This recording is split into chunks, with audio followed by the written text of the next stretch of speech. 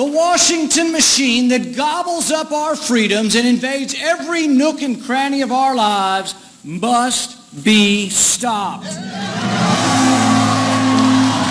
history of man is the history of men and women striving to restrain the power of government and expand the realm of freedom. We need to return to our founding principles. Our Bill of Rights is what defines us. It's what makes us exceptional.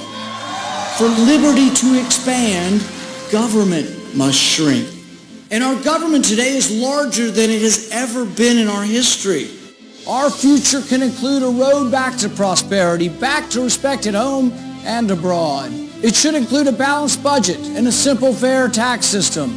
It should include a government that protects your rights and your security. It should include a stronger, better, more agile military. It's time for a new way, a new set of ideas, a new leader, one you can trust. I believe the bravest and most honest person on stage last night was Rand Paul, because he told you, as the American people, the truth, and he told it to a group of people that were not going to agree with him on it. Rand Paul is perhaps the most dangerous man in politics for Democrats and Republicans right now. He's an outsider, but he understands policy. The most interesting man in politics. I plan to vote for Rand Paul. When elected, he said his big priorities were the debt, and the debt. Japan once again overtaking China as the biggest owner of American debt. I'm confident we're going to raise the debt limit. We always have. We will do it again. As we go further and further into debt, we become less and less safe. This president will add more to the debt than all of the previous presidents combined. We don't need a balanced budget amendment. President Obama is overspending. We are losing 1 million jobs a year to the burden of debt. President Obama is really trying to destroy our economy. What would happen if the debt ceiling didn't go up? You'd have a balanced budget. How bad would that be? That's what every American family does. You spend what comes in. Can you be a conservative and be liberal on spending? You cannot be a conservative if you're going to keep promoting new programs that you're not going to pay for. We borrow $1 million a minute. This vast accumulation of debt threatens not just our economy, but our security. I propose we do something extraordinary. Let's just spend what comes in.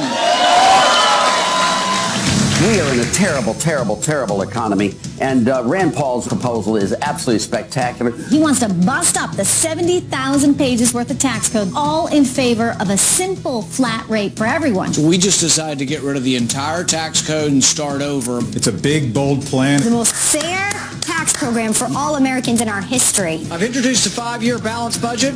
I've introduced the largest tax cut in our history. Of all those candidates' tax plans, only Rand had one that's actually broke into a surplus for the budget. What you do is get rid of all the favoritism, get rid of all the cronyism, and there'll be no rich person or no rich corporation that pays zero. Everybody's going to pay 14.5. That's what we call it, the fair and flat tax. So if you're a worker and you make $40,000 a year, you're going to get $2,000 more in your paycheck. If we get rid of the payroll tax, everybody's going to get a tax cut. I hope he appreciates just how good his proposal is, because it is really a good game changer.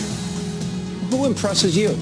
Well, I certainly like Rand Paul because he thinks quite logically, and he has courage. He's willing to take positions that some other people won't. And the senator from Kentucky might just be the candidate who ends up winning this thing, the one going up against Hillary Clinton. Put a few bucks on Rand Paul. I would. You have said you would, quote, carpet bomb ISIS into oblivion, testing whether, quote, sand can glow in the dark. Could you order airstrikes that would kill innocent children by not the scores, but the hundreds and the thousands? It's actually merciful if you go ahead and finish the job. Frankly, it's time that we punch the Russians in the nose. Would you be prepared to shoot down that Russian plane and risk war with Russia? Not only are we prepared to do it, I would do it. I think if you're in favor of World War III, you have your candidate.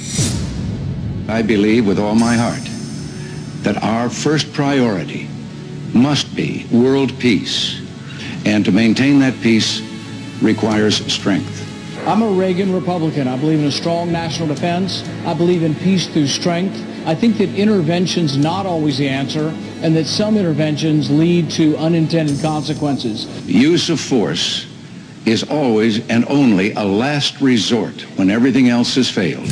Every time we have toppled a secular dictator, whether it was Iraq, Libya, Syria, Egypt, chaos has ensued and radical Islam has become more of a threat. The Senate has just voted to give the Obama administration the authority it needs to train and arm members of the Syrian opposition, but not before certain senators voiced some very strong objections. Sending arms to so-called moderate Islamic rebels in Syria is a fool's errand and will only make ISIS stronger. So with the additional steps I ordered last month, we're speeding up training of ISIL forces, including volunteers from Sunni tribes. I warned that these arms might end up in the hands of jihadists, and that one day we might be forced to go back to fight against our own weapons.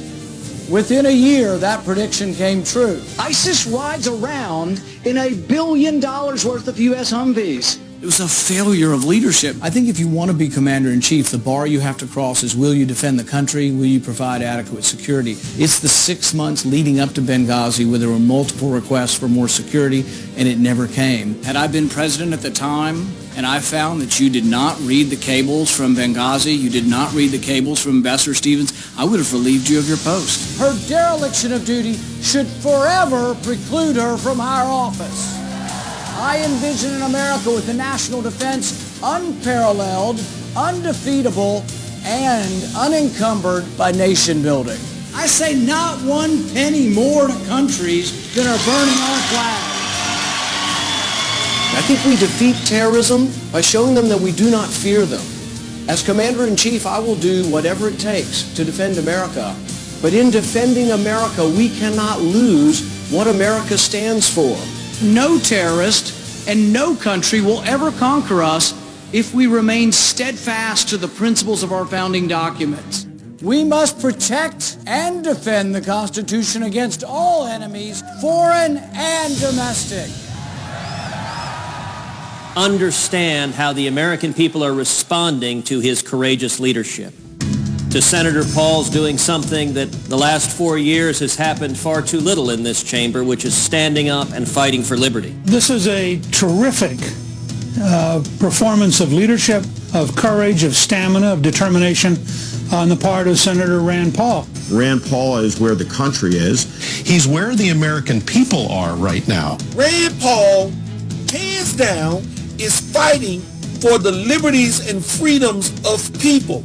Rand Paul gave us a case study in what courageous, energetic leadership can be. Are we going to so blithely give up our freedom? Are we going to so blithely go along and just say, take it? Well, I'm not going to take it anymore. It is time for principled leadership. It is time for knowledge, for experience, for compassion, for opportunity, for unity. It is time for a President Rand Paul. Will you fight for freedom? Will you vote for freedom? It's time for a new president.